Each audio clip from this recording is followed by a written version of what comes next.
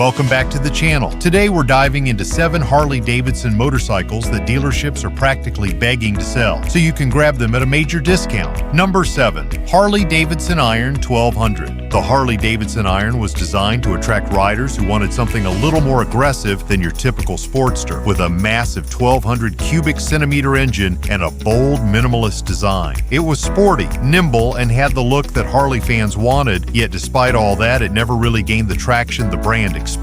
Why? Well, the truth is, it wasn't different enough to set itself apart. Harley enthusiasts looking for a cruiser often preferred the more classic Iron 883, or even moved to bigger bikes like the 48, which offered a more robust engine and better performance. The Iron, while offering a solid 67 horsepower and 73 pound-feet of torque, didn't feel like it had the power Harley fans were hoping for from a larger bike. And here's where things got tricky. At its starting price of $9,499, it was priced just right between the 883 and the 48, but dealers soon realized that buyers weren't sure where it fit. And let's not forget the minimalistic design. While it was sleek, it didn't offer enough of the Harley customization potential that riders love. The lack of big-ticket features left the Iron feeling unfinished compared to other models in the lineup. Now, dealers are practically giving them away. After multiple price cuts of over $4,000, many of these bikes are sitting unsold on the showroom floor. And with massive discounts, it's the perfect time to snatch one up if you're looking for a budget-friendly Harley. So if you thought the Iron was a promising contender, just wait.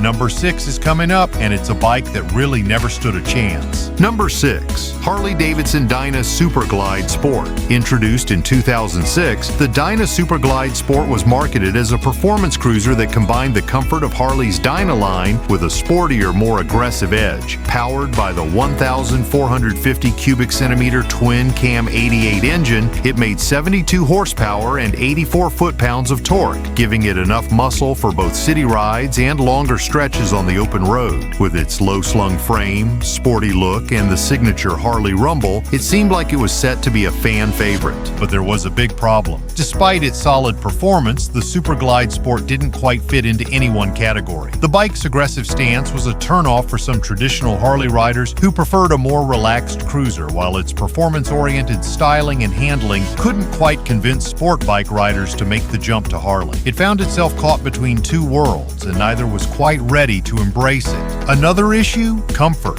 While the Dyna Super Glide Sport was fun to ride in short bursts, many riders found the suspension too stiff, making it uncomfortable for longer trips. It also lacked some of the touring features that were available on other Harley models, like better wind protection or more storage capacity, making it a less than ideal option for those wanting to go the distance. Price-wise, it wasn't the cheapest either. At around $12,000 when it launched, the Super Glide Sport was a bit more expensive than the competition. Riders looking for a budget-friendly cruiser with modern features often turned to models like the Yamaha V-Star 950 or the Indian Scout, which offered more value for the price. Today, the Dyna Super Glide Sport sits as one of the more overlooked and undervalued bikes in Harley's history. With its somewhat limited appeal and more advanced models taking over, dealerships are stuck with plenty of unsold inventory. And now, with discounts reaching up to $3,000 or more, it's a steal if you're looking for a used Harley that still has plenty of life left in it. If you thought the Dyna Super Glide Sport was a misstep, just wait until you see number 5, a bike that was all about raw power and aggression but failed to capture the hearts of Harley's fans. Number 5.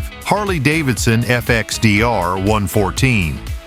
The FXDR was powered by Harley's Milwaukee 8114 engine, delivering an impressive 119 pound-feet of torque and 100 horsepower. With an aluminum swing arm, inverted front forks, and a huge 240mm rear tire, it looked like it could dominate the streets. The bike was aggressive in every sense, both in styling and performance. But here's the problem. The design was simply too radical for many Harley fans. For one, the low-slung riding position with forward controls wasn't comfortable for long rides. Many riders found themselves hunched over, straining their back and wrists after just a short stint on the bike. While it excelled in straight-line speed, its massive rear tire made tight corners difficult, and the handling wasn't as responsive as riders hoped it would be. And then, of course, there was the price tag. Starting at $18,999, the FXDR was competing against other models like the Lowrider S and the Fat Bob, which offered similar performance and better handling, all at a lower price point. Not to mention sportier cruisers like the Yamaha 5 Max and Ducati Diavel provided even more power and sharper handling for a comparable price. But here's the big kicker. The FXDR wasn't exactly a hit with either cruiser enthusiasts or sport bike riders. It wasn't cruiser enough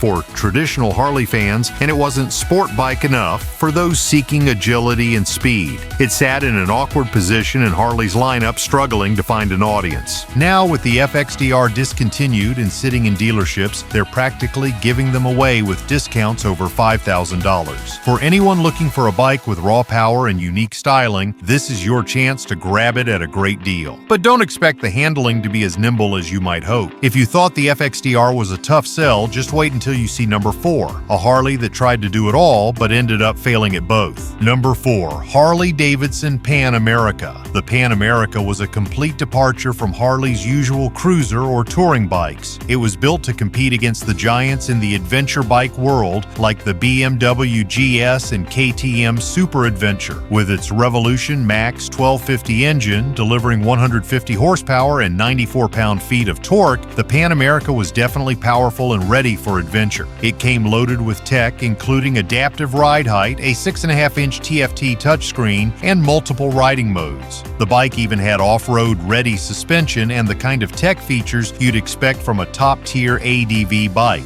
So what went wrong? Well, despite all of these high-tech features and the potential to carve out a new niche for Harley, the Pan America didn't resonate with either Harley's loyal customers or the seasoned adventure riders who were already loyal to brands like BMW, KTM, and Honda. One of the biggest issues was the weight. Many riders found the Pan America to be top-heavy, which made it challenging to handle at low speeds and off-road. And while the adaptive ride height system was a neat innovation, it didn't always perform as smoothly as expected, leaving riders frustrated in off-road conditions. Plus, the price point of around $17,900 was hard to justify, especially when you could get a bike with a proven track record for less money. To make matters worse, the Pan America faced a mountain of competition, not just from established adventure bike brands, but also from Harley's own lineup. For many traditional Harley riders, they weren't ready to embrace an adventure bike, while for adventure riders, the Pan America just wasn't as refined as what they were used to. As a result, dealerships are now stuck with leftover inventory, and they're offering some seriously steep discounts to move these bikes. It's a shame because Harley took a risk, but the Pan America just couldn't find its place in a market that was already well established. If you thought the Pan America was a misstep, just wait until you see number 3, a Harley that was meant to be a perfect blend of a cruiser and a tourer but ended up disappointing both crowds. Number 3, Harley Davidson Street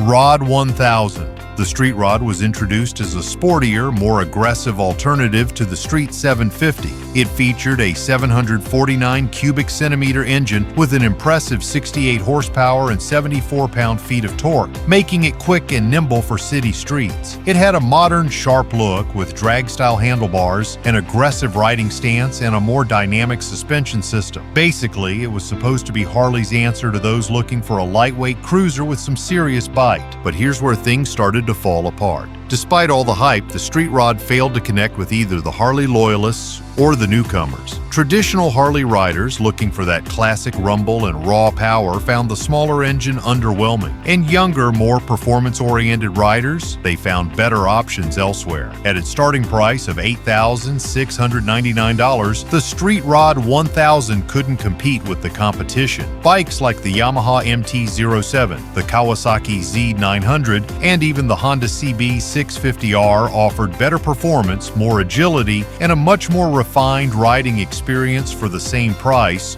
or less. And then there was the quality issue. Many owners reported rattling components, poor fit and finish, and less than ideal ergonomics. And let's talk about the ride itself. The bike's aggressive seating position and small frame made it less comfortable for longer rides. While it excelled at short city commutes, it wasn't built for versatility, and honestly, it lacked the Harley vibe. It didn't look or feel like a true Harley cruiser. As a result, dealerships are now left with a ton of unsold stock. And with major discounts, the Street Rod 1000 has become one of the best deals on the market for anyone who doesn't mind the lack of Harley's signature style and engine. And if you think the Street Rod was an odd experiment, just wait until you see number 2, a Harley that was supposed to be a high-performance muscle bike, but instead became one of the most polarizing models in the lineup. Number 2, Harley Davidson Softail Sport Glide. At its core, the Softail Sport Glide was powered by the Milwaukee 8 107 engine, delivering 86 horsepower and 110 pound-feet of torque.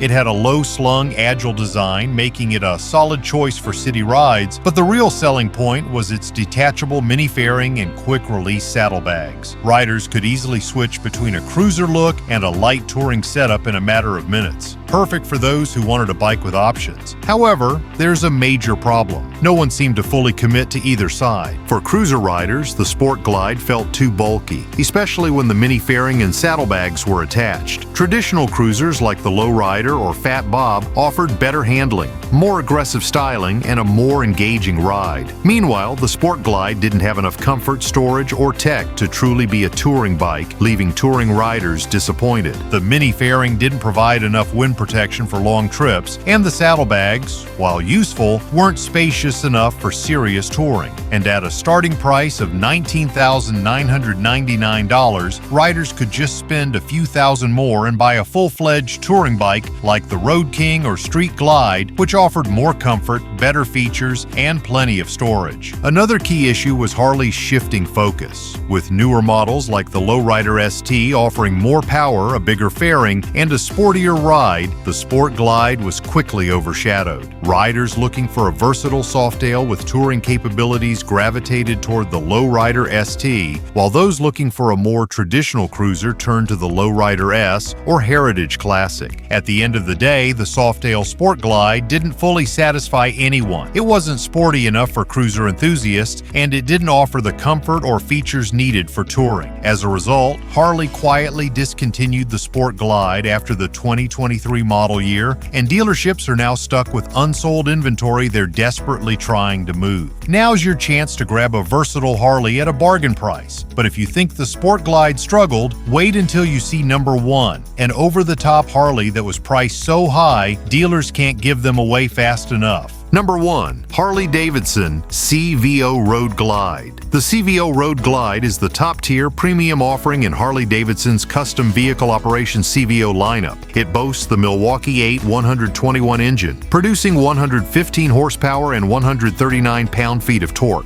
With top-notch features like heated grips, adaptive LED lighting, premium suspension, and a massive 12.3-inch touchscreen, the CVO Road Glide is built to provide a high-end, high-performance touring experience. On paper, it's everything a touring rider could dream of: luxury, power, and cutting-edge technology. But here's the problem: it costs $50,000. Yes, you heard that right. For the price of 2 standard Road Glide specials, you get a slightly more refined version of the same bike. And that's where the problem lies. The Road Glide Special offers nearly everything the CVO Road Glide does, but at half the price. The additional luxury touches, custom paint, and a slightly bigger touch screen just don't justify the massive price jump. The value proposition is clear. Why pay $50,000 for the CVO when you can get the Road Glide Special for half that price? Even Harley's most loyal fans are hesitant to pull the trigger, especially when you can easily customize a Road Glide Special to fit your personal style and needs without the premium price tag. Then there's the resale issue.